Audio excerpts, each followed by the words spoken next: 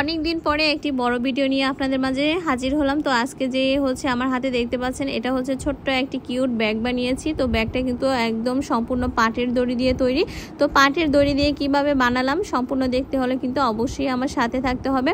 তো এই তো এখানে হচ্ছে পাটের দড়ি কিন্তু অলরেডি আমার হাতে দেখতে পাচ্ছেন। তো এইখানে হচ্ছে ব্যাগ বানানোর জন্য সম্পূর্ণ ব্যাগের জন্য হচ্ছে চুলে যেভাবে হচ্ছে বেনুনি করা হয় সেভাবে হচ্ছে বেনি করে নেবেন অনেকগুলো। তো এই তো এখানে কিন্তু আমি অনেকগুলো বেনি করে নিব।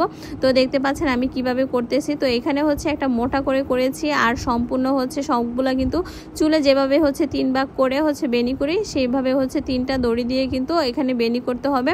তো এই তো এখন কিন্তু যে চিকন আর কি বললাম 3টা দড়ি দিয়ে বেনি। তো এই যে এখন যেটা দেখতে পাচ্ছেন আমার হাতে, এটা কিন্তু হচ্ছে 3টা দড়ি দিয়ে বেনি করা। তো এখানে হচ্ছে আমি রাউন্ড করে সেলাই করে দিব, আর এক মাপে কিন্তু সবগুলো রাউন্ড হতে হবে।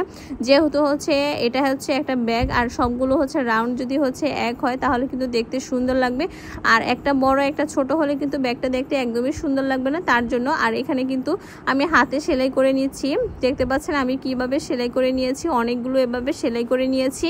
এখন একটা সার্কেল মাঝখানে দিয়ে তারপর হচ্ছে চারপাশে অনেকগুলো সার্কেল দিয়ে হাতে সেলাই করে নিব, ফুলের শেপ হবে। তো এটা কিন্তু সুই সুতা দিয়ে সেলাই করতে হবে। তো এখানে হচ্ছে আমার কাছে হচ্ছে কোনো ধরনের দড়ির কালারের সুতা ছিল না, তার জন্য এখানে আমি হচ্ছে লাল কালার সুতা ব্যবহার করেছি। তো আপনারা হচ্ছে আপনাদের যে দড়ির কালার সেটা হচ্ছে ব্যবহার করবেন। তো আমার হচ্ছে সমস্যা নেই, আমি হচ্ছে এটা ভিতরের দিকে দড়িটা দিয়ে দিয়েছিলাম। তো বাহির থেকে আর কি বোঝা যায় না যে আমি হচ্ছে কি দড়ি দিয়ে সেলাই করে নিয়েছি। তো এই যে পাটের যে দড়িগুলো এগুলো কিন্তু আপনারা হার্ডওয়্যারের দোকানে পেয়ে যাবেন। আর যেহেতু এগুলো আমাদের হচ্ছে একদম দেশীয় পণ্য, এগুলোর দাম কিন্তু অনেক কম।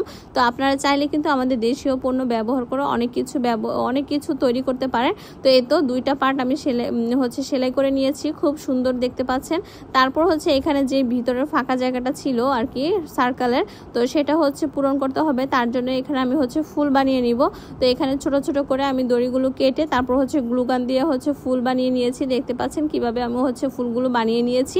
তারপর হচ্ছে গ্লুগান দিয়ে আবার হচ্ছে মাঝখানে সার্কেলের যে মাঝখানে, তো সেটা হচ্ছে লাগিয়ে দিব। দেখতে পাচ্ছেন লাগানো কিন্তু অলরেডি শেষ, খুবই সুন্দর লাগতেছে। তারপর আমি হচ্ছে হ্যান্ডেলের জন্য 6টা করে নিয়েছিলাম, 6টা আর কি মোটা করে হ্যান্ডেলের জন্য বানাবো, তার জন্য 6টা করে তারপর হচ্ছে বেনুনি করে নিয়েছি। দেখতে পাচ্ছেন হ্যান্ডেলটা কিন্তু একটু মোটা। তো এত সুন্দর করে হচ্ছে মাপ মতো কেটে কিন্তু আমি এটা বানিয়েছিলাম, কারণ 2টা পার্টই কিন্তু সমান হতে হবে। তো এভাবে হচ্ছে এই যে লাগিয়ে দিলাম গ্লুগান দিয়ে। তারপর ব্যাগের যে চারপাশটা সেটা তো সেলাই করতে হবে, না হলে তার ব্যাগ তৈরি হবে না। তো এ তো উল্টা করে দিয়ে তারপর হচ্ছে চারপাশে হাতে হচ্ছে সুই সুতা দিয়ে সেলাই করলাম। তো আপনারা কিন্তু এটা হাতে হচ্ছে সেলাই করবেন, যেহেতু হচ্ছে ভিতরে অনেক কিছু রাখা হবে, গ্লুগান দিয়ে আর কি লাগালে হবে না। তো তার জন্য হচ্ছে সুই সুতা দিয়ে সেলাই করার চেষ্টা করবেন। তো এই তো এখন দেখতে পাচ্ছেন ব্যাগটা কিন্তু সম্পূর্ণ তৈরি করা শেষ। তো এখন হচ্ছে দেখতেছি যে উপরে যে ফুলগুলো লাগিয়েছিলাম সেগুলো হচ্ছে গ্লুগানের জন্য একটু সাদা সাদা দেখা যাচ্ছিল, তার জন্য হচ্ছে মিরর বসালাম। তো মিরর বসানোর পরে কিন্তু ব্যাগের মানে যে লুকটা সেটাই কিন্তু একদমই চেঞ্জ হয়ে গেল, দেখতেই কিন্তু খুবই সুন্দর লাগতেছিল। তো ব্যাগ কিন্তু একদম অলরেডি শেষ হয়ে গেছে। তো আজকের এই ব্যাগ বানানো কেমন হয়েছে তো সবাই কিন্তু অবশ্যই সুন্দর সুন্দর কমেন্টস করবেন। আর আমার কাছে কিন্তু এই যে দেশীয় যে পণ্যগুলো সেগুলো কিন্তু খুবই ভালো লাগে, তাই আমি দেশীয় পণ্য ব্যবহার করে মানে জিনিসপত্র তৈরি করার চেষ্টা করি। তো সবাই মানে আমাকে উৎসাহিত করবেন সুন্দর সুন্দর কমেন্টস করার মাধ্যমে। তো সবাইকে এই পর্যন্ত আল্লাহ হাফেজ।